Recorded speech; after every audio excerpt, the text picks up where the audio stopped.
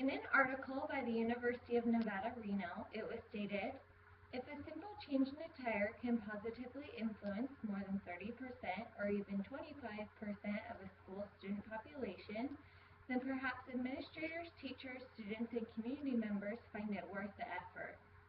With children spending so many hours at school, shouldn't it be important to improve the educational environment? I studied education at Brigham Young University, Idaho, and 3 of my siblings are teachers, so this issue is really important to me. There's a big debate going on in public schools regarding if they should require uniforms, so I'd like to inform you about the benefits. School uniforms are very beneficial to students and they create better learning environments and provide many emotional benefits as well. Let's first discuss what a uniform is. To understand the importance of school uniforms, let's talk about the difference between a uniform and a dress code. Dress codes are generally less restrictive than dress codes. Dress codes are a set of rules that tell students what clothing is appropriate and what clothing is not.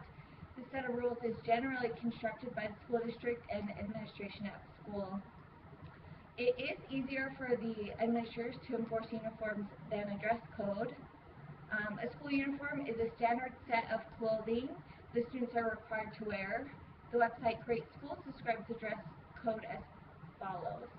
One school might require white button-down shirts and ties for boys, pleated skirts for girls, and blazers adorned with the school logo for all. Another school may simply require that all shirts have collars. If a student is wearing a t-shirt with an inappropriate image, isn't it just easier to ban shirts with words or graphics than to have each teacher determine what's appropriate and what's not for the students? Now let's discuss the benefit of uniforms to the students. By having all students wear uniforms, there are less distractions from education. Designer status symbols become more and more important as they try and fit in with their peers.